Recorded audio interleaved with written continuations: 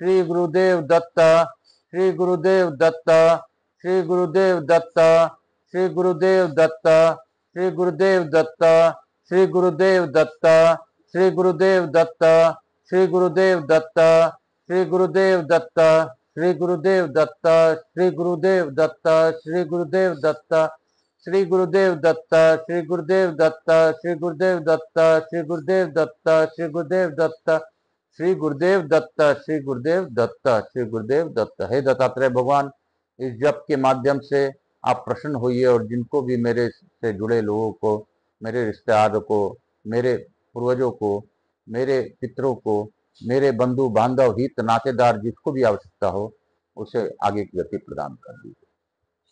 आपके श्री चरणों तक यह जब पहुंचे ऐसी मेरी भावना है।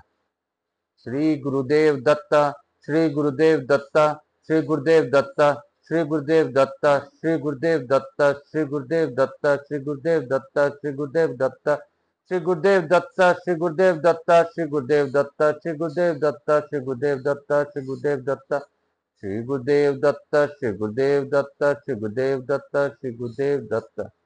दत्तात्रेय भगवान, ये श्री चरणों में आपका पहुंचे, इससे सबका कल्याण हो, जो मुझसे जुड़े हों, मेरी कथाओं से जुड़े हों, जो मेरे हित नातेदार जो भी इस जप के माध्यम से मुक्ति चाहते हों, उन्हें मुक्ति प्रदान कर दी। मैं आज विश्वकर्मा जी का भी कुछ नाम जाप करूंगा ताकि सभी का कल्याण हो। हे विश्वकर्मा बाबा, आप जो भी इस कथा का श्रवण कर रहे हैं, जो मुझसे जुड़े हैं, सभी लोगों पर अपनी अखंड कृपा बनाए रखिए।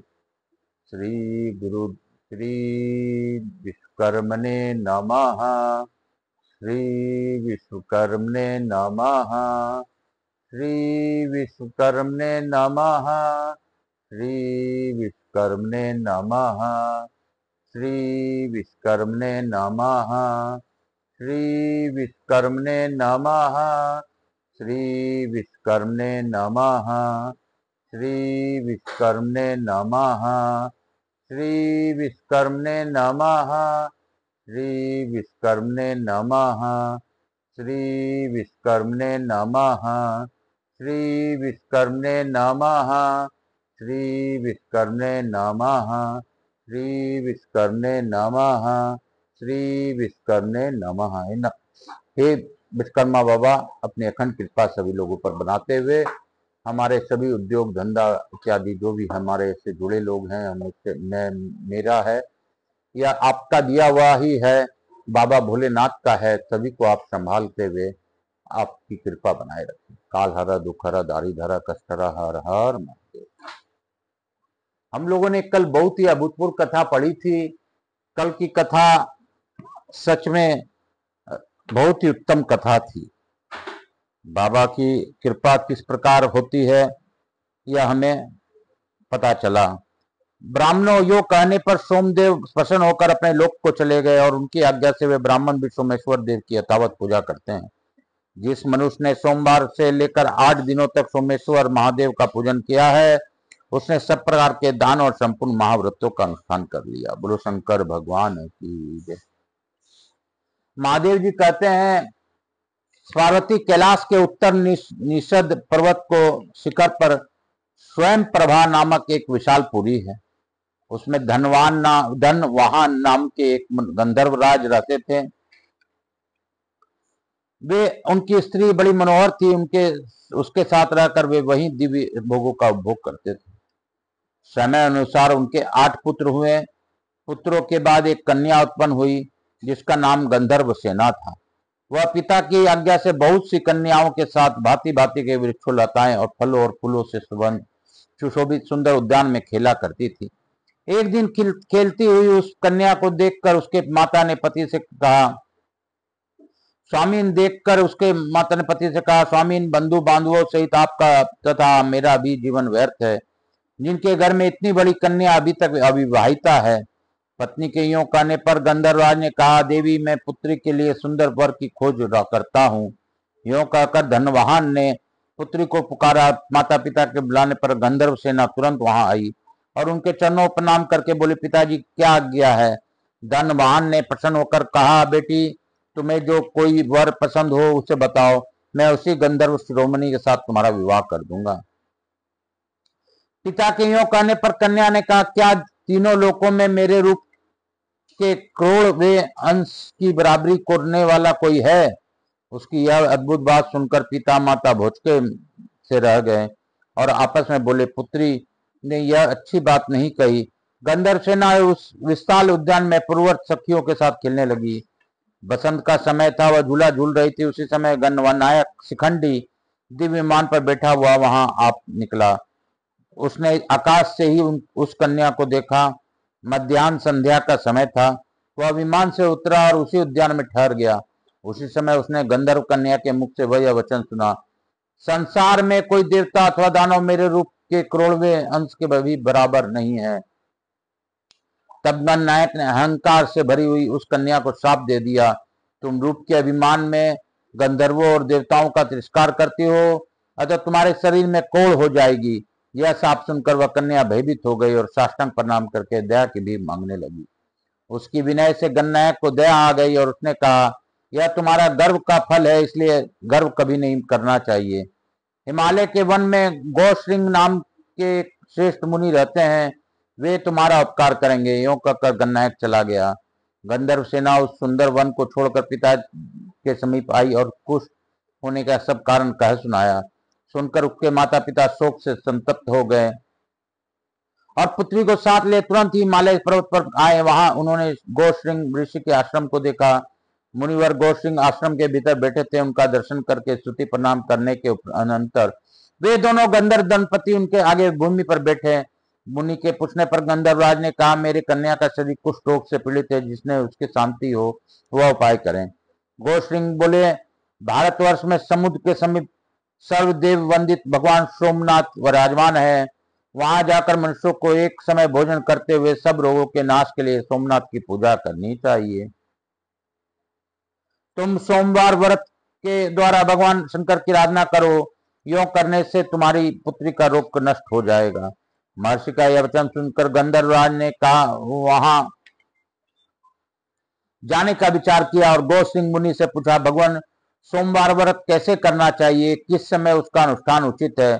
गौसिंह जी ने कहा, महाप्राज्ञ पहले ब्रह्म वेला में उठकर शौच आदि से निर्वित हो दंत धावन करने, फिर स्नान करके सर्व धर्म के अनुसार नित्य कर्म करें।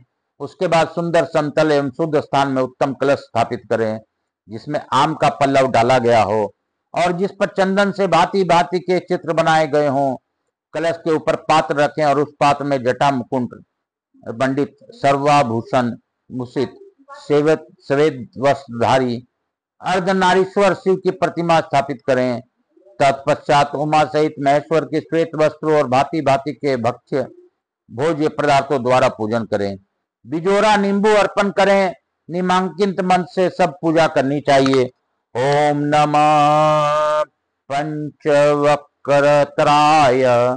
दस बाहु त्रिनेत्र त्रिने देव सेवेत वृषारूढ़ श्वेताभरण भूषित उमा देह दादसन उमा देहाद्र संयुक्तम नमस्ते सर्वमूर्ते।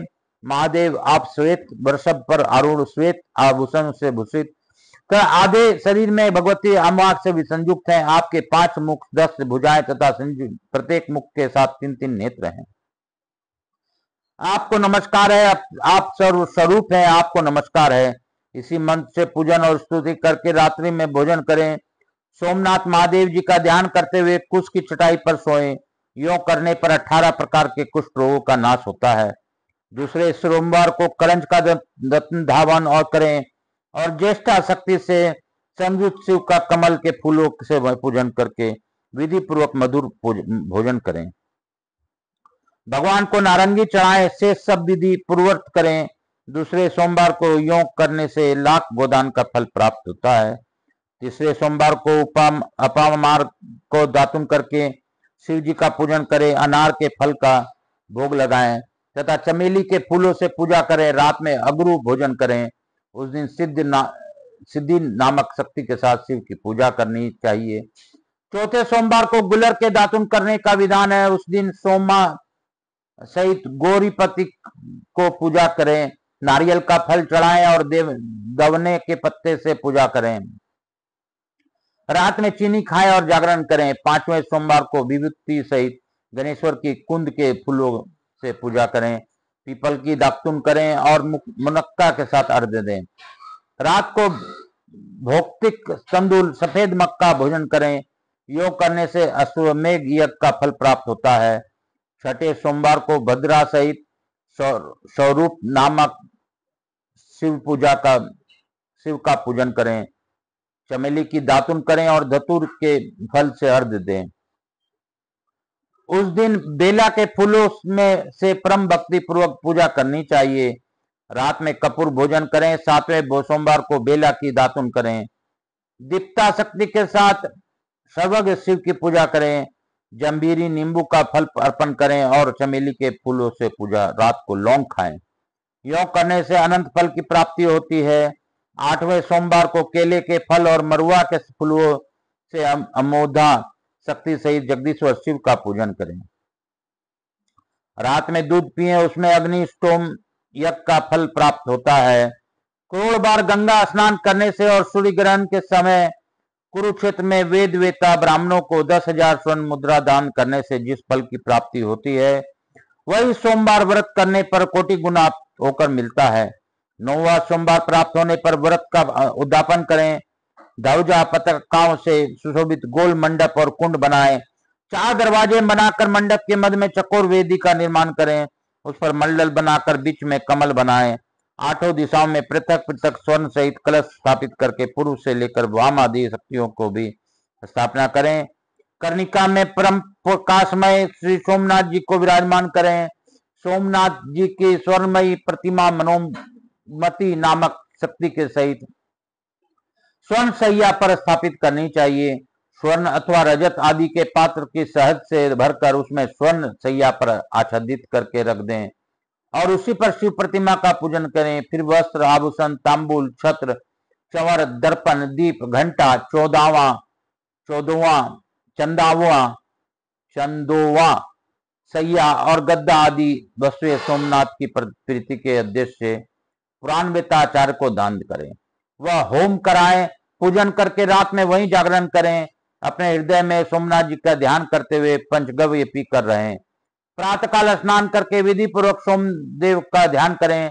तत्पश्चात दूध और खांड आदि से बने हुए अनेक प्रकार के भोज्य पदार्थों द्वारा 9 ब्राह्मणों को भक्ति पूर्वक भोजन कराएं।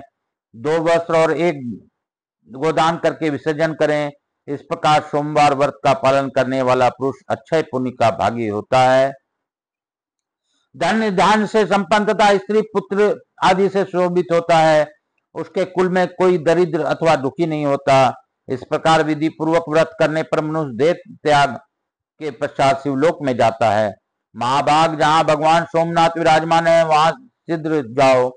महादेव जी कहते हैं, गोश्रंग मुनि के यों कहने पर गंधर्वराज धनवान अपने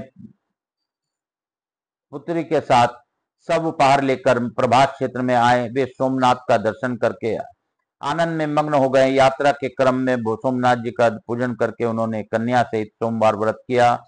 उससे उनके ऊपर सोमनाथ प्रसन्न हुए और उन्होंने उनकी कन्या के रोगों का नाश करके समस्त कामनाओं की सिद्धि देने वाले गंधर्व देश का राज्य तथा अपनी सख्त भक्ति दी। महादेव जी ने वरदान पाकर धनवाहन गंधर्व कृतार्थ हो गए। उन्होंने सोमनाथ जी के उत्तर भाग में दंड पानी के समीप भक्ति पूर्वक गंधर्वेश्वर शिव की स्थापना की। वे वर्धा से पश्चिम 5 धनुष की दूरी पर स्थित है। पंचमी तिथि में उनकी पूजा करके मनुष्य कभी दुखी नहीं होता।